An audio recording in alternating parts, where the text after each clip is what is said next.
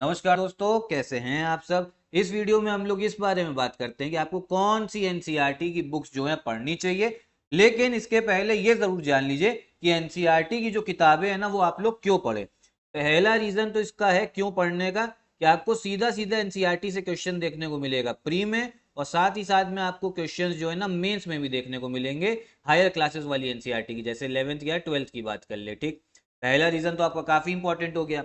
दूसरा रीजन ये है, अगर आप चाहते हैं कि मेंस में आपके ज्यादा नंबर आए बाकी लोगों के कंपैरिजन में, तभी आपकी रैंक भी अच्छी होगी। ठीक है, तो उसमें आपको आंसर राइटिंग बढ़िया से करना है, और मेंस में आंसर राइटिंग बढ़िया अच्छी करने के लिए आपका कंसेप्ट जो है ना वो बढ़िया तरीके से बिल्डअप होना चाहिए। और कंसेप्ट कौन बिल्डअप कराएगा आपका, वो कराएगी आपकी एनसीईआरटी।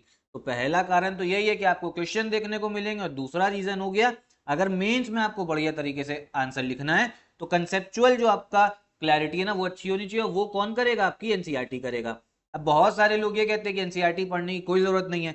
बिल्कुल सही बात है। अगर आप वनडे एग्जाम की तैयारी कर रहे हैं, जैसे यूपी पुलिस के एग्जाम की तैयारी कर रहे हैं, तो उसमें एनसीईआरटी पढ़ने की ना आपको कोई भी नीड नहीं है, कोई जरूरत नहीं है। लेकिन अगर आप पीसीएस एग्जाम की तैयारी कर रहे हैं, आपकी जो ड्रीम पोस्ट है वो एसडीएम है, यूपी पुलिस वाली नहीं है, एसडीएम है, तो इसमें एसडीएम का जो रास्ता है ना वो एनसीईआरटी से ही होके जाएगा। तो एनसीईआरटी जो है ना आपके लिए मस्ट हो जाती है। ऐसे पेपर जिसमें आपको क्वेश्चन भी लिखना पड़ता है, आंसर लिखना पड़ता है, सब्जेक्टिव पेपर होता है।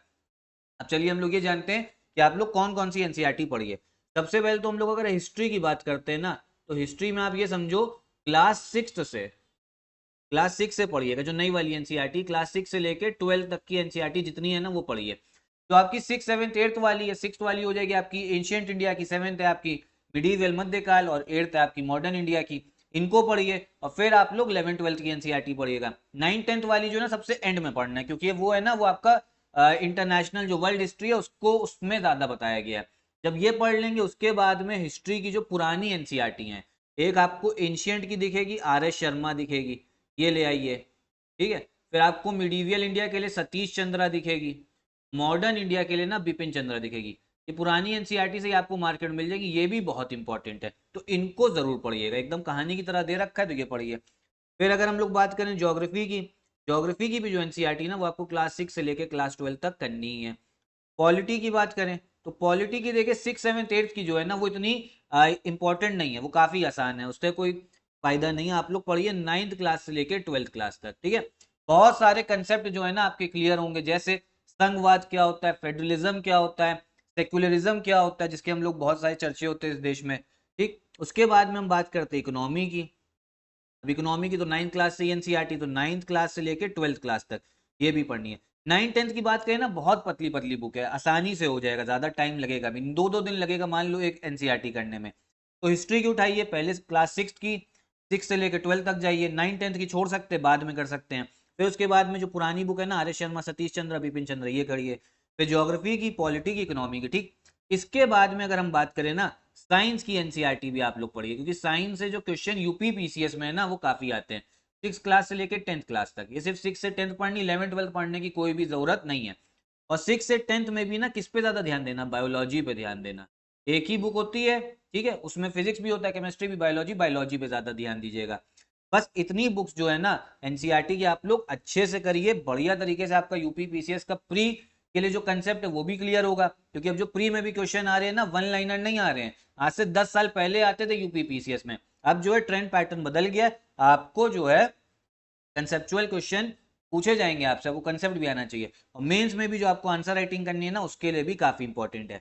अब बहुत लोग कहेंगे क्या हमने एनसीईआरटी कर ली तो क्या हमारी तैयारी पूरी हो गई? नहीं, देखिए इसका जो आंसर है ना वो है ना, पूरी तैयारी सिर्फ एनसीईआरटी से हो ही नहीं सकती है। क्योंकि अब ये समझो, आयोग जो है, आयोग आपका पेपर बना रहा है, वो सिर्फ एनसीईआरटी से नहीं बनाता है, वो हर जगह से बनाता है, हर टॉपिक से बनाता है। इसमें फिर आपका करंट अफेयर्स भी हो जाता है। ठीक है, आपका करंट अफेयर भी हो गया, और फिर समझो बहुत सारी अलग अलग बुक्स है ना, अलग अलग बुक्स से लेके आपके लिए क्या बनाएगा, पेपर बनाएगा। तो इतनी सारी बुक्स को फॉलो करने की कोई भी जरूरत नहीं है। आप हमारा स्टडी फॉर सिविल सर्विसेज का जो सिलेक्शन मटेरियल है ना, आप उसको ले सकते हैं।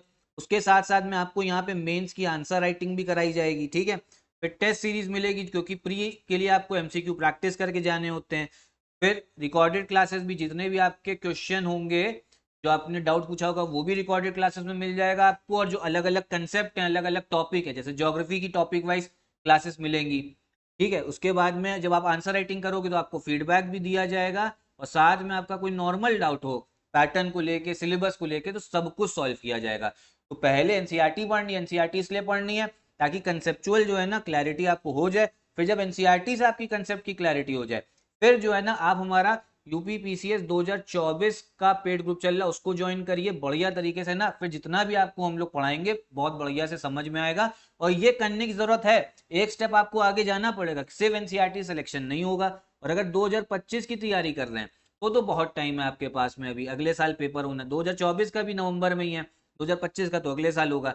इसके लिए आप अभी सिर्फ एनसीईआरटी पढ़िए, ठीक है। और अगर आप एनसीईआरटी से और ज्यादा करना चाहते हैं तो हमारा यूपी पीसीएस 2025 का भी पेड ग्रुप चल रहा है, आप इसको भी ज्वाइन करिए। एक ही जगह पे आपको सब कुछ मिल जाएगा। यहीं पे मैं वीडियो भी खत्म करता हूँ। अगर आपका कोई डाउट हो एनसीईआरटी को लेके तो कमेंट बॉक्स में पूछिएगा। नमस्कार।